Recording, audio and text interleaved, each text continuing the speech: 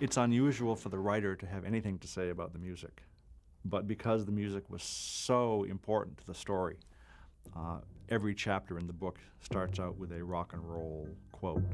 And so it occurred to all of us that we'd better get the music down early and make it part of the film. There's a fellow named Michael Oakes, and he and I together came up with all the spots in the story that seemed to invite music.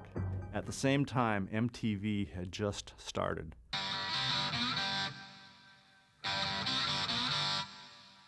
And on MTV one day came Bad to the Bone by George Thorogood. And I remember my girlfriend said, "That's your movie. That's your answer to your film. That's Bad to the Bone." On the day I was born, the nurses all gathered round, and they gazed in wide wonder at the joy they had found. So the next day I went into the studio to Richard Cobert's office, met with him and John Carpenter. And it probably would have been humorous to be a fly on the wall to hear this fairly neophyte writer, and certainly a non-singer, trying to sing Bad to the Bone to these veteran filmmakers.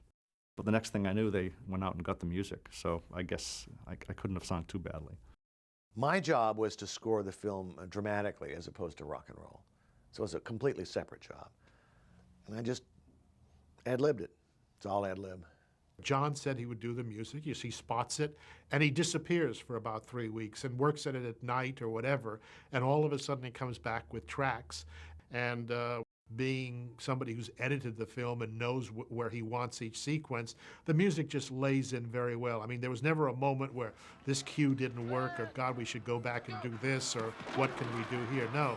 And it's not overpowering. It's very subtle, his music, when you think about it. You know, it isn't that kind of Bernard Herrmann larger-than-life sound, which I think is perfect in certain movies, but not in, you know, movies of the day.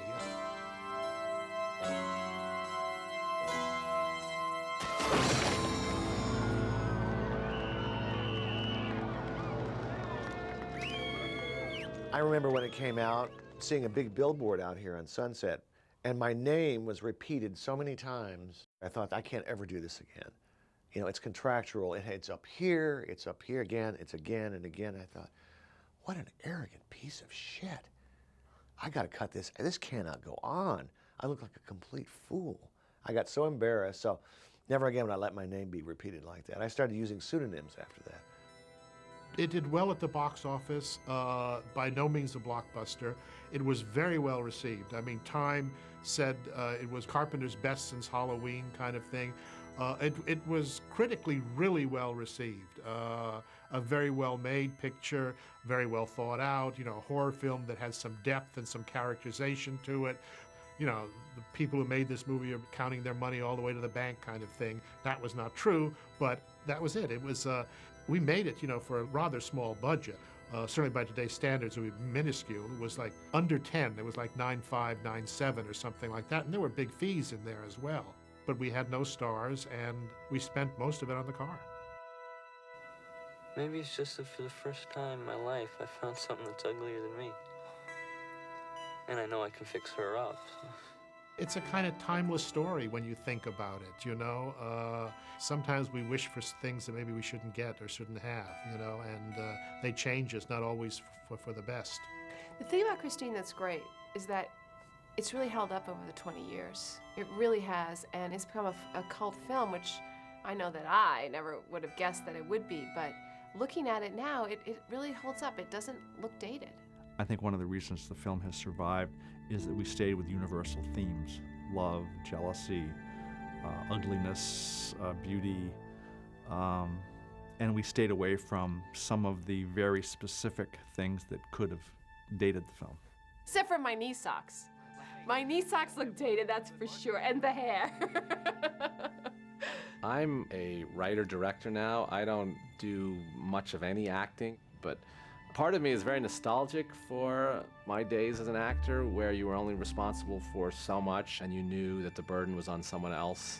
But Christine, I think it's survived because it's a really honest, in some way very raw exploration of a tortured adolescent experience, and everyone, no matter what they look like, what success or failures they've had, has been an Arnie at some point, especially in their teenage years, and the movie speaks to them.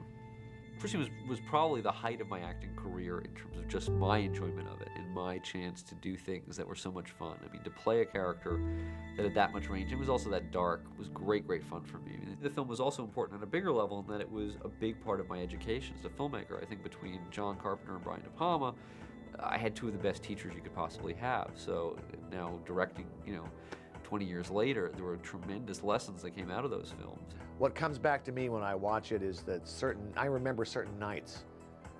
I just remember standing with a cup of coffee in the rain. I remember being tired when we were killing the car in Darnell, some Irwindale, thinking, when is this fucking thing going to end?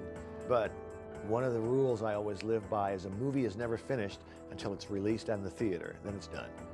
You can't count on a film, even when they sign you up for it, you're going to be the director. It might not happen. Being done is the greatest. All the tasks are finished. Time to relax. Come on!